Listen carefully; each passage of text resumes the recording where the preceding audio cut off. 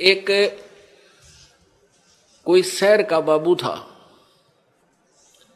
शहर में ही, बड़े शहर में वो पला, वहीं जन्मा पला बड़ा हुआ, नौकरी योग्य हुआ। उसकी नौकरी, उसकी सर्विस लगी रूरल क्षेत्र में, गांव में। और वो अपनी ड्यूटी ज्वाइन करने के लिए गांव में कार्यवर्ष जा रहा था।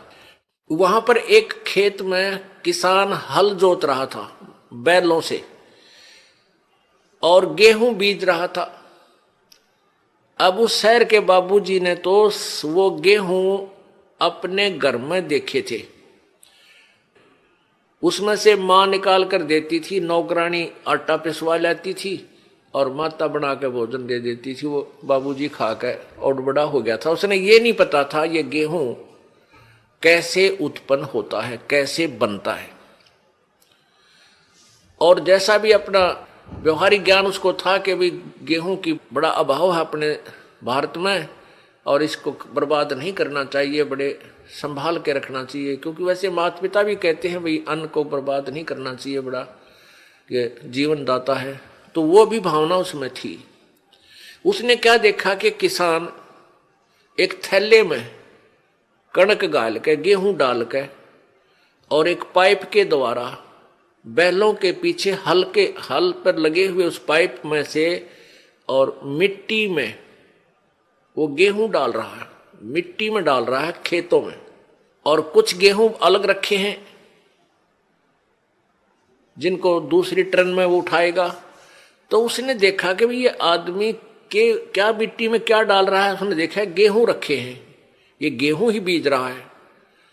तो उस किसान से कि मुट्ठी से भी उसने देखा गेहूं डालता, उसको पक्का हो गया कि ये आदमी मूर्ख है जो ऐसी बढ़िया वस्तु, खाने की वस्तु, अन्न गेहूं को और मिट्टी में डालने लग रहा। अच्छा पागल। अब उसको उस बाबूजी ने कहा उस गेहूं बीजने वाले हाली से, किसान से, कि भैया एक बार रोकना। अब किसान ने सोचा भाई शहर का आदमी दिखा है, कोई रास्ता पूछता होगा। उसने बैल खड़े कर लिए, रोक दिया हाल। हाँ बाबूजी बताओ क्या काम है। तो बाबूजी ने बोला अरे तू मूर्ख है क्या। वो शहर वाला बाबू बोला अरे किसान तू पागल है क्या, इस गेहूं को बर्बाद कर रहा है, ये तो बहुत संभाल के रखने का है। ला गया लेक्चर देन जिसा उसने बेरा था बोली पीरियड ने। अब वो किसान ने सोचा यो कितना है क्या बंदर, इसने यो मन ने मुझे शिक्षा देने लग रहा है उल्लू। वो समझ गया कि उन्हें बोतड़ू है कह लेने दे इसने सारी। वो जब सब अपनी शिक्षा दे चुका, जब पहले उसकी मूर्खता उसको पता लग गया कि भाई इसने पता ही नहीं होगा इस प्रोसीजर का। तब उस किसान ने उसको समझाया कि भगत जी बात सुन, मैं गेहूं को बर्बाद नहीं कर रहा, ये बर्बाद जो मैं करता हुआ नजर आ रहा हूं ये मुझे आबाद करेगा। ये गेहूं देख, 1 एकड़ में 40 किलो डालूंगा, 40 किलोग्राम, और एक ट्रैक्टर की ट्राली भर के ले जाऊंगा, इतना इसमें धन होगा मुझे। यानी 40 किलो डालूंगा 1 मन, तो मुझे 60-65 मन गेहूं यहां से मिलेंगे। अब वो बता रहा था लेकिन उसको समझ में पल्ला नहीं पड़ रहा उस बाबूजी के। अब मैं कैसे मानूं भाई, अच्छा मूर्ख है, मिट्टी में बर्बाद कर रहा है और कहता गेहूं 65 मन होंगे 1 मन के। किसान ने कहा कि आप 4-5 महीने के बाद आना, अप्रैल में, और फिर दिखाऊंगा तुझे ये मैं बर्बाद कर रहा हूं, यही मुझे आबाद करेंगे।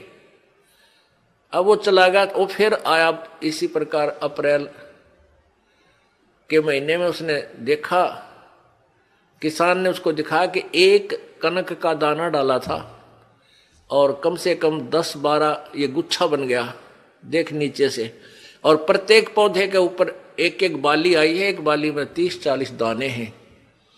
उसने ऐसे करके वो दिखा, देख बाबूजी। तब उसकी चौंध टूटी। भाई आप ठीक कह रहे थे। तो पुण्यात्माओं, जो आज आप दान कर रहे हो, किसी प्रकार यहां भगवान के दरबार में आने का आपका किराया तक भी आपके पुण्य में लिखा जाएगा। और जो अनजान है वो तो ऐसा समझ लो जिसने कभी देखा ना हो गेहूं उत्पन्न कैसे होते हैं, उस 4 मन गेहूं को ही चिपटा बैठा रहा, उसी को सुरक्षित रखे, आगे कहां से मिलेंगे उसको। तो आप जो पुण्य कर रहे हो, ये दान कर रहे हो, यही आपको आबाद करेगा।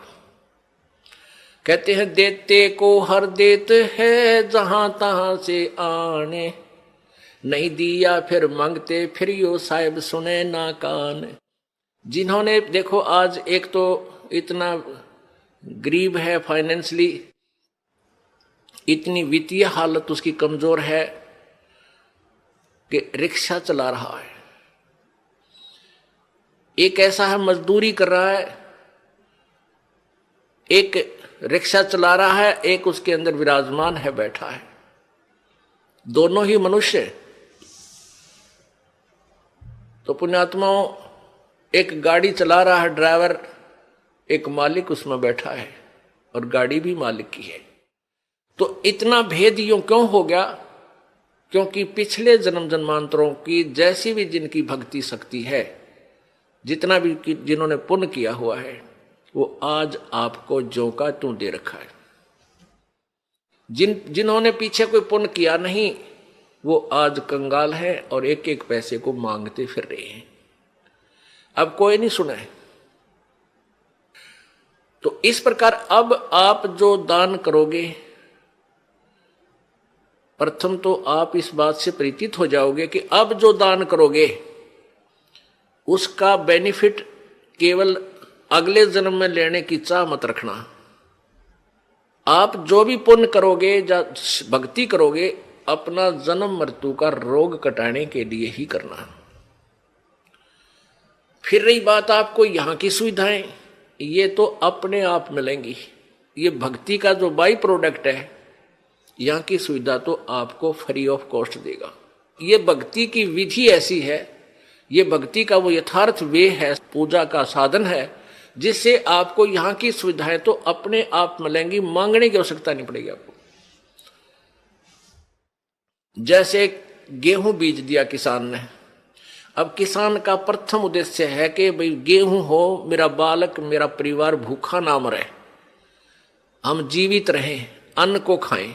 और उसके साथ फिर भूसा और बन गया, वो तूड़ा बन गया, तूड़ा जिसको चारा बोलते हैं पशुओं का, वो तो पहले बना। उसका उद्देश्य केवल ये था कि मुझे गेहूं मिले। यहां भी आप देखते हो कि कई लोग ऐसे हैं पैसे वाले, इतना उनका बड़ा फार्म होते हैं, इन क्रेनों से कटवा डालते हैं गेहूं की बाली बाली निकाल लेते हैं और नीचे वो तूड़ा चारा काट कूट देते हैं, अंदर ही पड़ा रहता है। उनका उद्देश्य गेहूं बीजना ही था। और वो जो तूड़ा है, वो चारा, वो फ्री में होता है, वो अवश्य ही होगा। तो आप यहाँ संसारिक जो आपके ये कार कोठी और धन सुविधाएं आवश्यकताएं, ये तो तूड़ा समझो इस भक्ति का, ये चारा आपको आप पे मिलेगा। और असली धन है मोक्ष। जो बाली है वो गेहूं समझो मोक्ष है। हमारा उद्देश्य मोक्ष प्राप्ति रहना चाहिए, ना कि वो चारा ही प्राप्त करना। अगर चारा उद्देश्य रहेगा तो आप परिपक्व नहीं होने दोगे उस फसल को, गेहूं को, और कच्चे कोई पशुओं को डालकर आप भूखे मर जाओगे, कंगाल हो जाओगे। इसलिए हमने इस प्रोसीजर को पूरी तरह समझना है, और वो समझाने के लिए आपको यहां बुलाया जाता है। अब बताओ, हमने आपको यहां बुलाकर क्या क्या कराना है? कोई काम नहीं, कोई सेवा नहीं। सेवा तो हम आपको तैयार करें पावा सारी। बच्चे लग रहे यहाँ पुण्यात्मा, जिनको पता लग रहा है कि ये सब अपने भाई हैं, सतलोक के वासी हैं। अब ये भूल भटक गए, यहाँ काल के जाल में फंसे हुए हैं, और इनकी जितनी हम सेवा करेंगे, ये मालिक के बच्चे हैं, परमात्मा लाभ देगा।